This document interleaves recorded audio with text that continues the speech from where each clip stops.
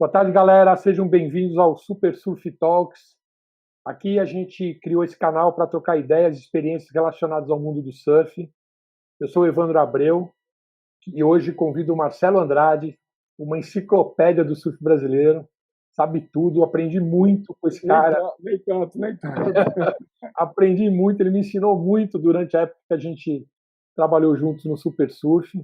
Dono do canal Surf Sem Comentário e um dos idealizadores do De Olho no Tour.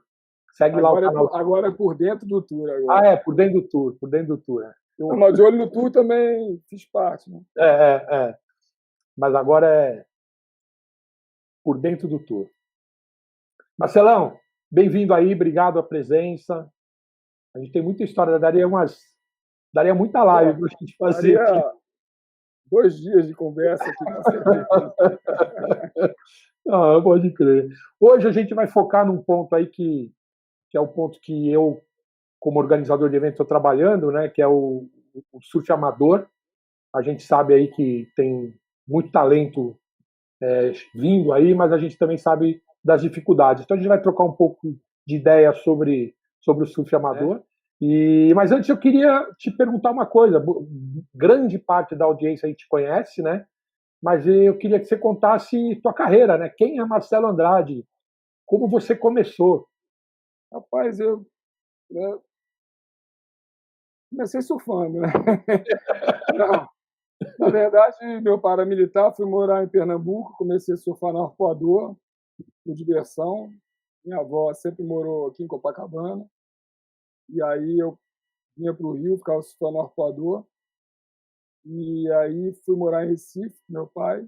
E lá eu comecei a surfar porque meus amigos do prédio já surfavam. Então, fui pegando prancha emprestada de um, de outro. E aí comecei a conhecer a rapaziada toda em Pernambuco. Naquela época o surf não tinha tanta gente. Você ia para Porto de Galinha, ou para Itapuã, ou para Gaibu, e acabava conhecendo todo mundo. Em 86, teve o Plano Cruzado. Um amigo meu, Zé Tavares, e Zé Antônio, os dois quiseram formar a Associação do Surf Pernambuco. Foi a primeira vez que eu me envolvi nessa parte de organização, né, do esporte.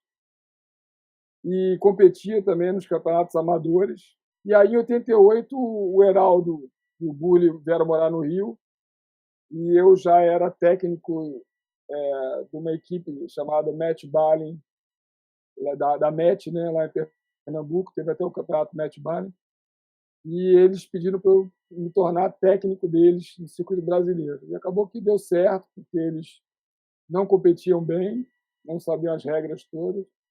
Depois eu passei para o Dadá Figueiredo, que era um cara mais assim, forte em termos de nome.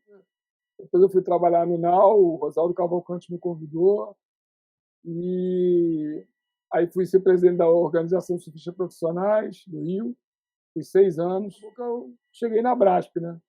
Foi indo devagarzinho, fiquei 10 anos na Brasp, trabalhei também numa produtora chamada KN Video, onde eu fiz bastante programa de esportes radicais.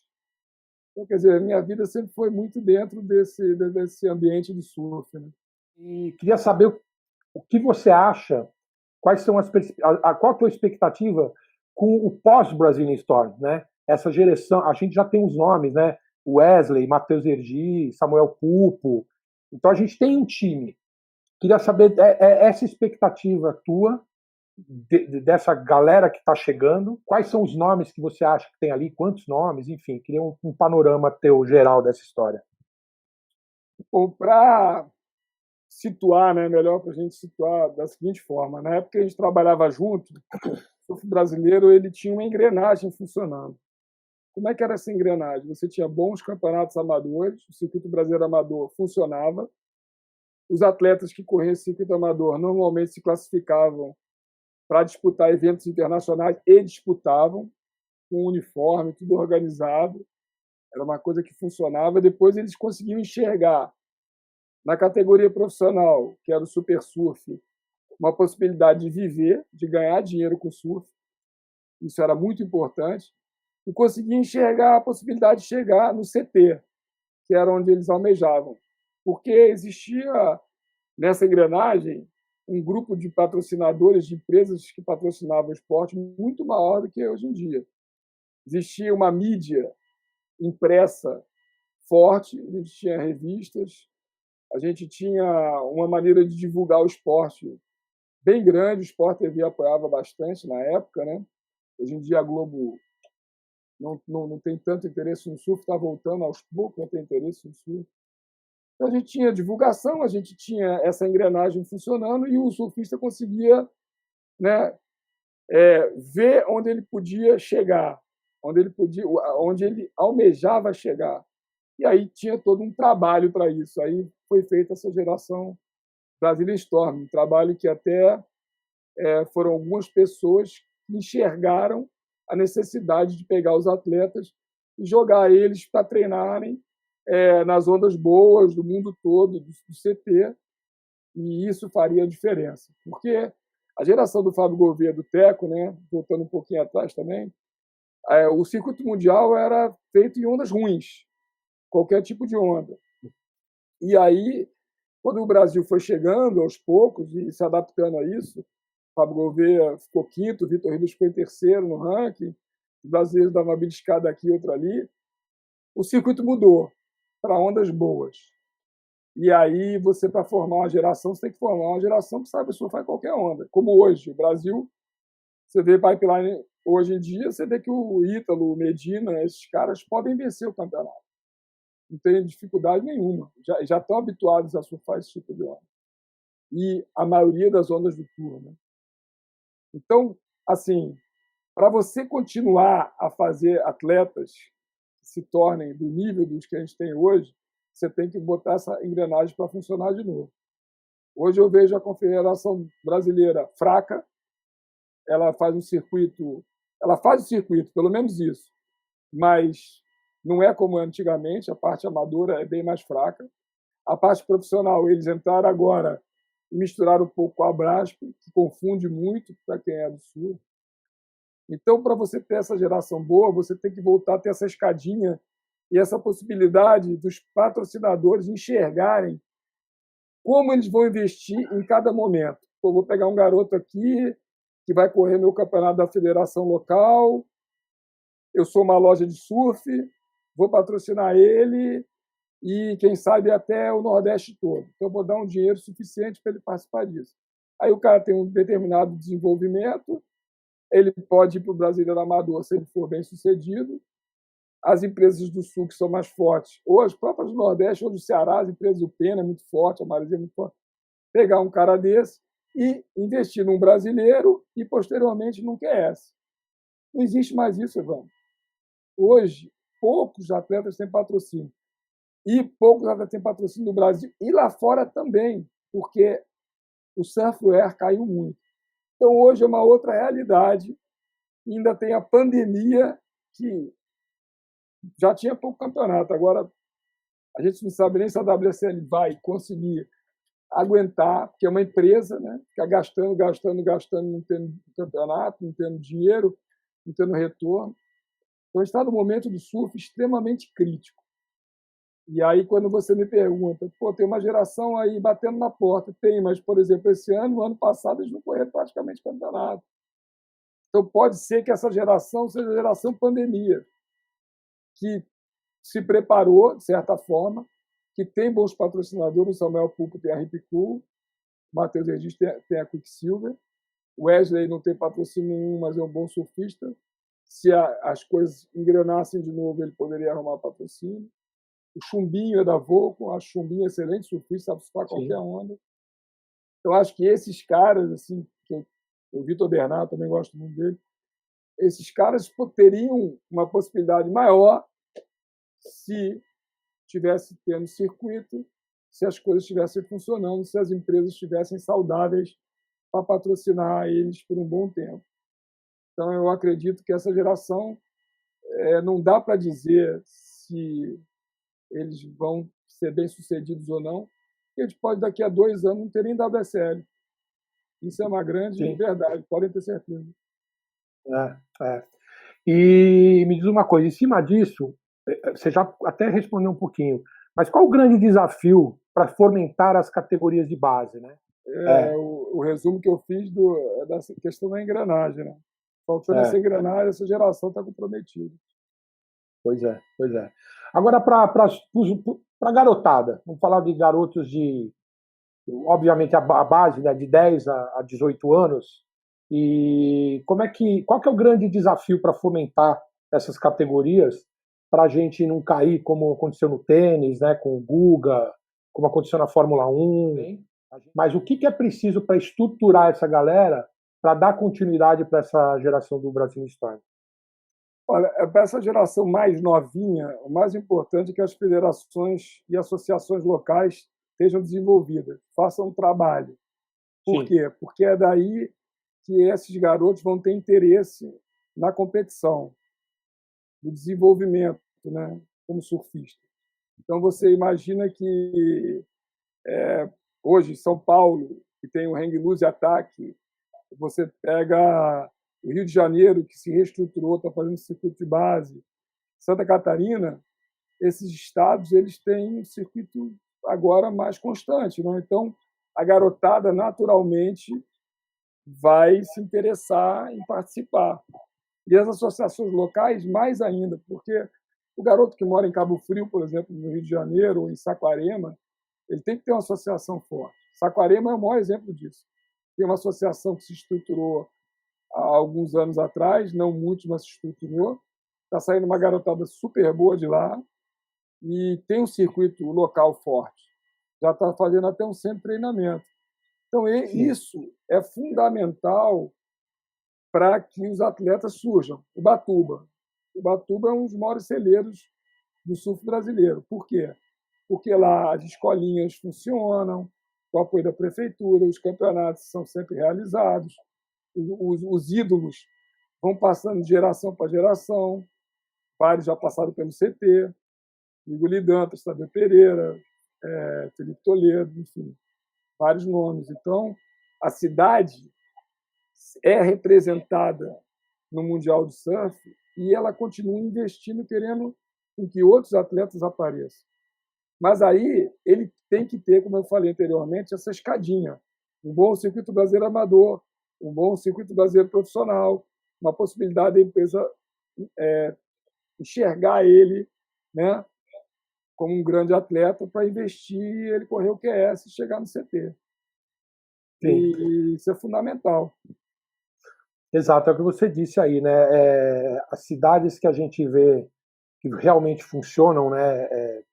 Que tem evento e que investem, Ubatuba e Florianópolis, né? E a gente vê que o resultado dessas cidades são sempre expressivos quando participam de eventos.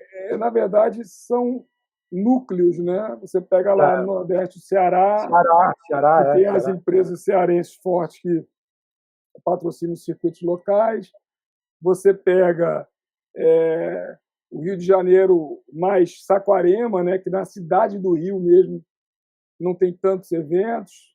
As associações estão até melhorando, estão até desenvolvendo o trabalho da federação, tem incentivado isso. E eu vejo Saquarema, Cabo Frio também fazendo um trabalho. Florianópolis, Santa Catarina inteira, há muitos anos, tem apoio do governo, tem apoio de prefeitura. A FECASURF, na minha opinião, é a federação mais bem organizada do Brasil, né? E as associações locais são muito fortes também. Então, eu vejo o Santa Catarina como grande exemplo de organização para que a garotada desenvolva, né? E o Rio Grande do Sul também está tentando recuperar seu espaço, né? Enfim, eu acho que tudo isso vai melhorar no momento que a CBSurf, que seria a entidade brasileira que poderia ajudar, fizesse um trabalho melhor. Um trabalho, eu acho, muito fraco, sinceramente, bem abaixo do que poderia ser feito. Sim. Aí a gente está falando também aqui da perspectiva da paralisação, né, novamente dos eventos. Né? Paralisação, na verdade, nem começou e a gente está vendo que, pelo menos até o meio do ano, a gente não tem perspectiva de voltar ao normal a questão dos eventos. que você acha dos eventos virtuais? Você viu aí, eu vi que você acompanhou lá o Super Surf, você acompanhou o IPRO. O que você Olha, acha do eu futuro dessa coisa? participei do primeiro grande evento virtual que teve no Brasil. Fiquei muito lisonjeado de ter sido convidado pela Carol, pelo Abu e e, pela galera que fez lá o negócio. E achei, assim, ajudei também a idealizar o projeto, né, a parte técnica principalmente. E eu vi um resultado muito bom. Eu acho que é uma solução para o surf, principalmente porque quem nunca trabalhou com esporte, como eu trabalhei, como você trabalhou comigo, sabe que o custo de botar um evento na praia é caro. Você tem que pagar juiz, você tem que pagar o palanque, enfim, você tem que pagar uma série de coisas. É um custo altíssimo que você pode, no campeonato virtual, reverter para premiação. Ainda mais hoje em dia, que você tem muito pouco apoio das empresas. E, fora isso, hoje a gente está numa live que estava passando no Instagram, no YouTube, no Facebook. Ou seja, hoje a gente vive, e a pandemia fez com que a gente vivesse a mais, né? De uma maneira virtual. A gente passa muito mais tempo falando com as pessoas pelo computador, passando as notícias no Instagram, eu mesmo faço a previsão das ondas, enfim. Então, você está vivendo isso aí, e a pessoa que está em casa, ela pode acompanhar muito melhor do que, por exemplo, eu estou aqui no Rio, vai ter o Campeonato Ubatuba. Quem vai assistir é o pessoal de Ubatuba. Por mais que tenha uma transmissão de web, que é uma coisa que encarece também, você não tem a mesma visibilidade que o evento virtual pode te colocar. O Oi Virtual foi uma coisa monstruosa. Mas, assim, é uma coisa que está cada vez mais aparecendo. Porque você vê o seguinte, o atleta hoje, Evandro, o que faz uma empresa patrocinar ele? Não é só o resultado do campeonato, é o que ele gera de conteúdo para a empresa. É o que ele bota no Instagram, é o que ele bota no Facebook, é a maneira como ele se comporta. Eu acho que a Volco não deixa de patrocinar o Trequinho por causa disso, sabe? E vejo atletas que geram conteúdo muito maiores do que surfistas bem-sucedidos. Então, hoje, a internet, as redes sociais, o mundo digital é o que dá retorno para essas empresas.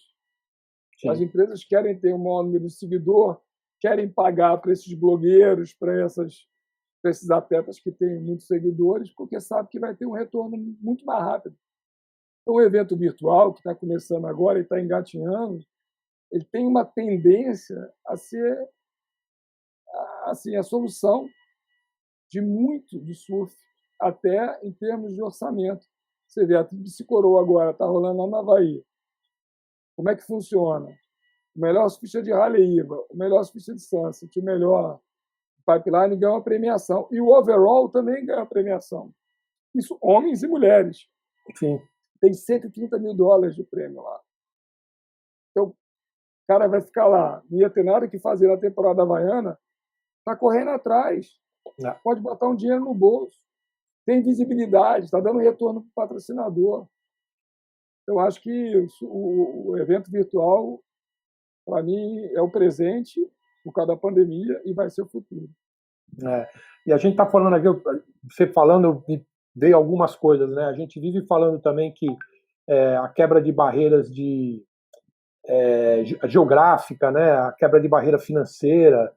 O cara vai lá, pega onda no quintal da casa dele, e veio uma coisa que eu lembrei, que foi muito engraçado, durante o IPRO, os atletas estavam naquela de mandar onda, estavam na bateria que tinha que mandar onda e tal, e foi engraçado que o Camarão me ligou: Evandro, eu tô na estrada, eu não consigo mandar tua onda e não sei o quê, papapá. E aí eu comecei a rir e falei assim, Camarão, e ele estava indo para Ubatuba competir o brasileiro. Falei, Camarão, você está se dando conta do que é o virtual? Você está na estrada, competindo num campeonato hoje, que você tem que mandar um vídeo de uma onda tua hoje, porque você está competindo com uma premiação de R$10 mil, né? Não é 10, era mais, mas enfim. E uma outra coisa engraçada, no mesmo dia, um dia depois, o Matheus Edi, que também estava correndo o evento, também estava no perrengue de mandar onda, que o cara estava em Mentawai. O cara estava correndo um campeonato, curtindo onda em Mentawai. Estava dentro de um barco. Então, ele abre um leque gigantesco, né? Não, sem dúvida. É uma maneira, como volto a dizer, de gerar conteúdo. O patrocinador dele é o que mais importa no momento, ele conseguir renovar o contrato dele. Sim. Ele ganhar um campeonato virtual com não sei quantas pessoas seguindo ele a partir daquele momento. O patrocinador tem um valor assim bem grande, pode ter certeza. Bacana, bacana.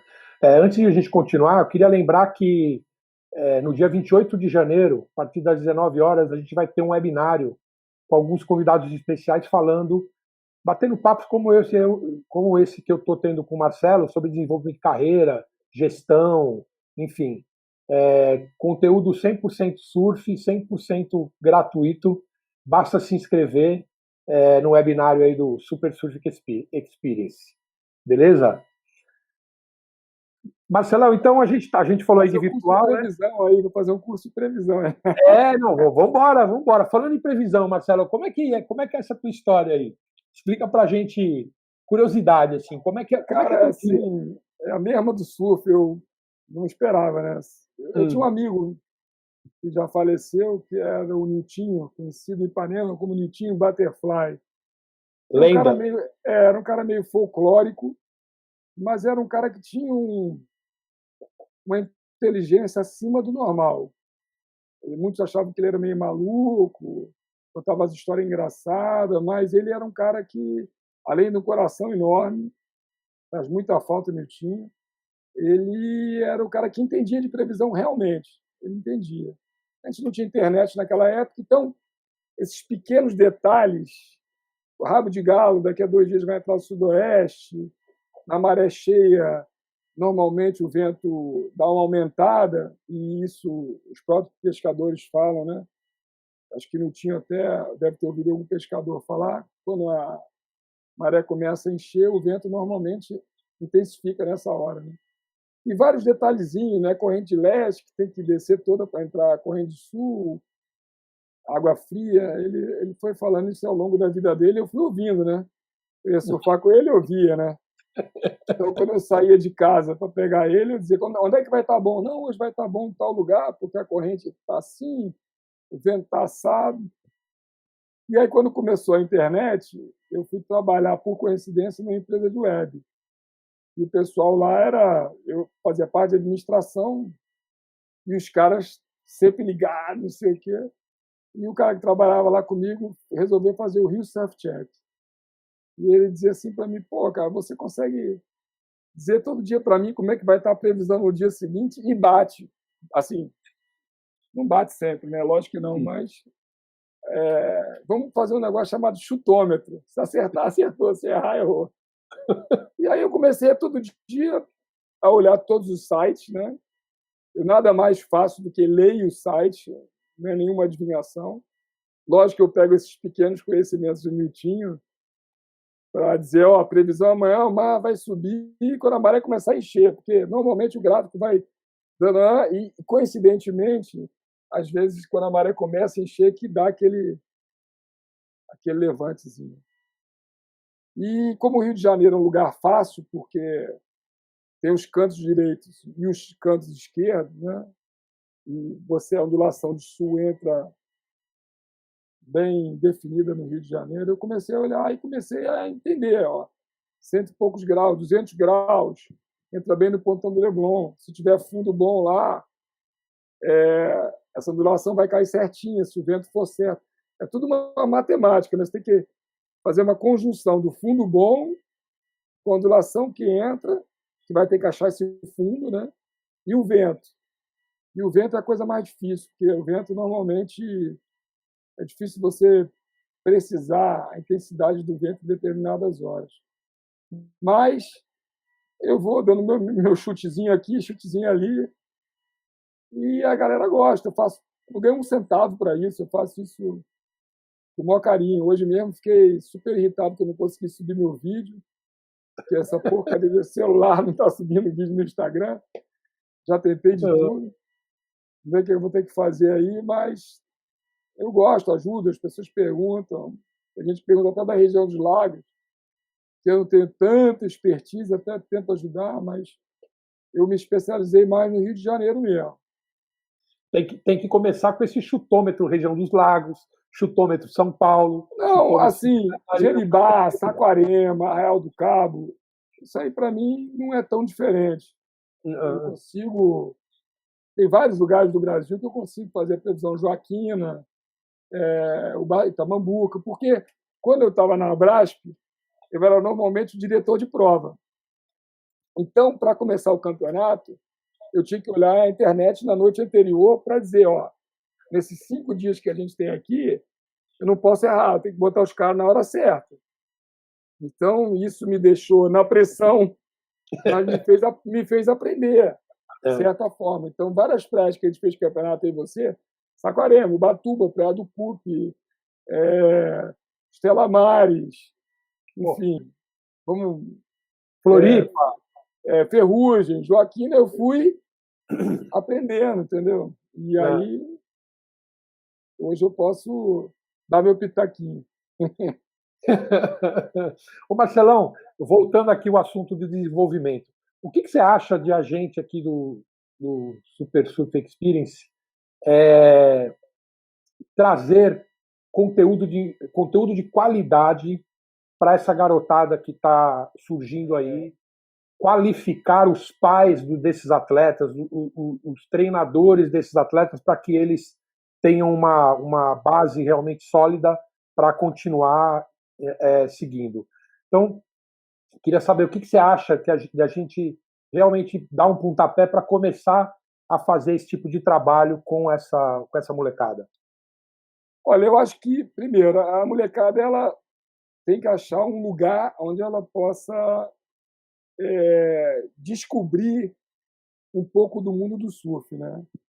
A curiosidade hoje em dia é muito grande e você tem pouco material. Você vê o seguinte, quando eu estava na Brasp, muita gente me procurava para fazer pesquisa de faculdade, porque não tem conteúdo em lugar nenhum. Se você pegar o surf, de uma maneira geral, ele não tem nem números, porque ele nunca foi feita uma pesquisa só da Abril em 2000 para ver os números do surf. Então, o surf ele é um esporte que falta, como é que eu posso dizer assim, trazer os números, trazer o esporte para a galera de uma outra forma, porque ou você vai para a praia e pega onda, mas você vai descobrir o que acontece no surf como? Como é que você vai descobrir? Pelo canal off? Não, não vai. Você vai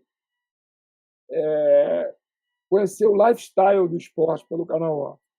Parte de competição você tem que correr atrás para aprender. Hoje em dia não tem uma revista mais. Antigamente você tinha Fluid, tinha Hardcore, sabe? Hoje em dia tem alguns sites, mas o Waves, que eu acho mais completo, é uma mistureba, sabe? Você tem que...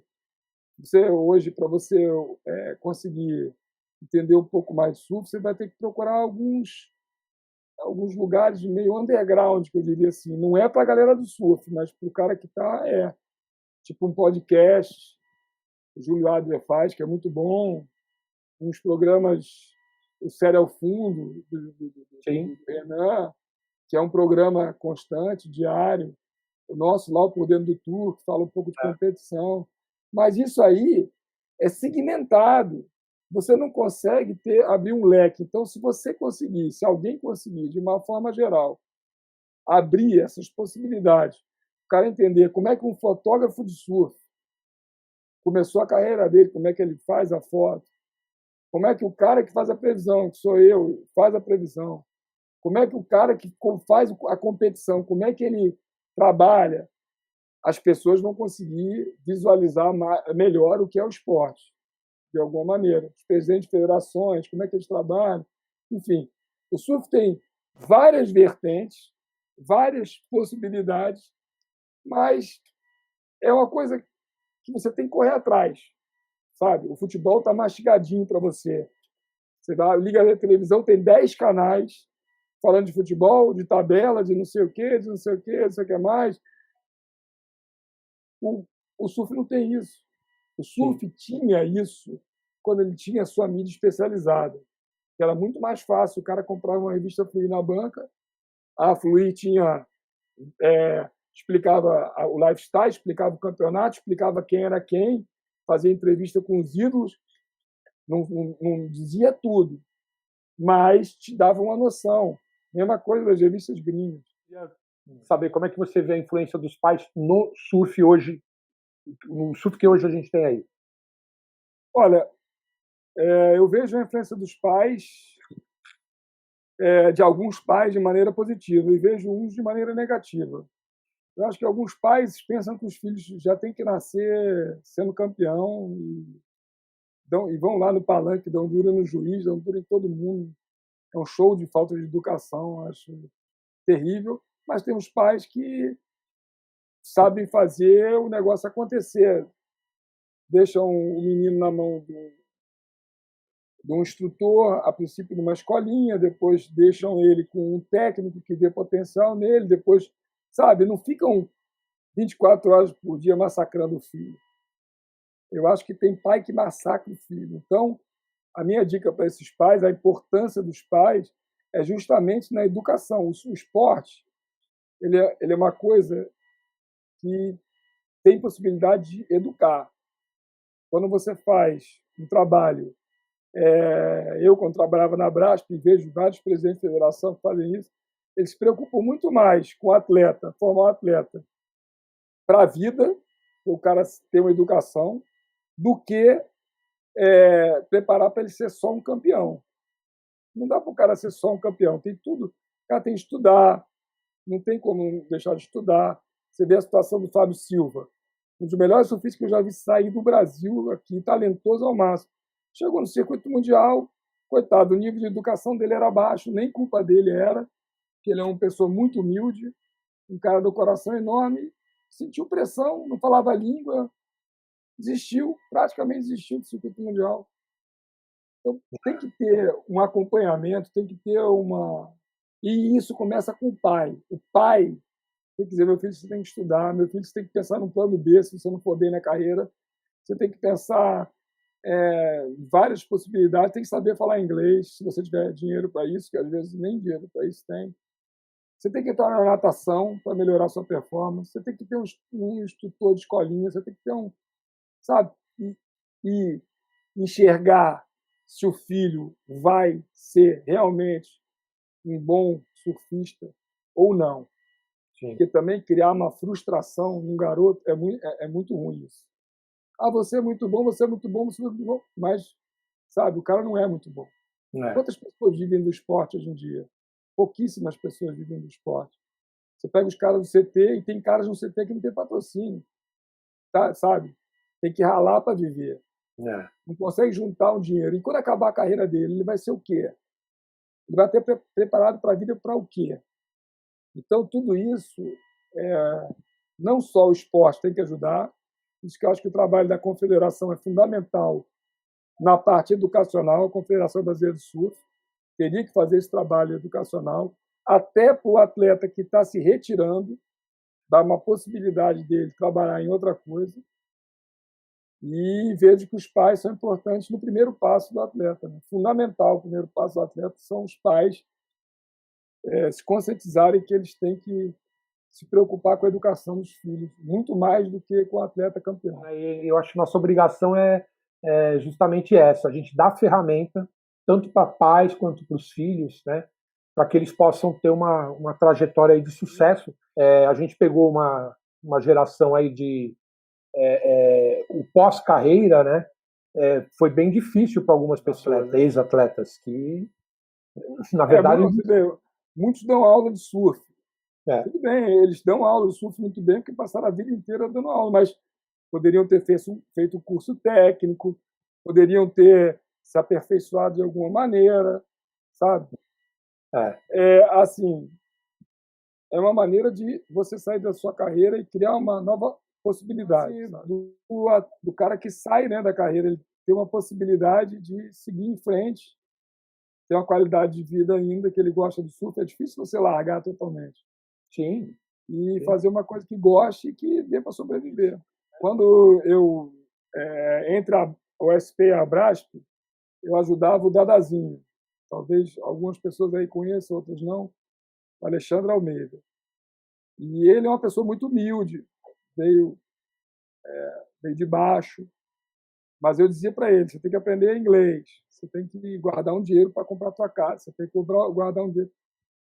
Às vezes ele relutava, mas ele hoje em dia tem a casa dele, hoje em dia ele é professor de yoga, que era o que ele mais gostava, fora o surf, e ele pega a onda direto e dá aula de yoga para um bocado de surfista. Então, olha isso. A vida dele é a vida que ele queria, no fundo, sabe? E eu acho isso muito importante. Acho que a pessoa tem que seguir um caminho da coisa que ela realmente gosta de fazer. Pô, depois eu vou querer o contato dele, cara. Vamos trazer ele aqui, pô. A história dele é muito legal. Não, a história da Zinho, olha, incrível. Vai ter gente chorando aí do outro lado. O cara morou numa lixeira 6 meses, a mãe era faxineira e tinha reumatismo. Eu lembro dessa história. Era uma dificuldade muito grande. Eu tinha uma loja da Quicksilver e eu conheci ele assim, mais assim, quando ele chegou para mim e falou: cara, eu preciso de um patrocínio porque eu preciso comer, preciso para comer, dinheiro para comer. E aí a loja não dava dinheiro para patrocinar, então eu fui no Pedro Bataclin, que era um grande amigo meu, que é um grande amigo meu. Ele, na época, ele trabalhava na Rush, ele trabalha ainda, só que trabalha nos Estados Unidos, e o Pedro era Rush Brasil, e botou o Dadazinho e patrocinou ele, e ele chegou até o QS, tirou o nome, etapa do QS, enfim. É um guerreiro, é um cara que, se você pegar ele, veio de baixo, mas ele conversa com ele, você não vai ver erro de concordância verbal. É um cara que lê, que gosta de yoga, que tem um relacionamento ótimo com todas as pessoas, e eu acho que ele é um exemplo de sucesso. Então, Marcelão, é isso. Eu comecei falando que você é enciclopédia do surf, não é bem por aí. Pô, bacana. Pô, bom ter aqui você com a gente. Obrigado aí pelo espaço. Valeu, então. Obrigadão aí pelo espaço aí, pelo tempo. Valeu, então. Um abração. Valeu.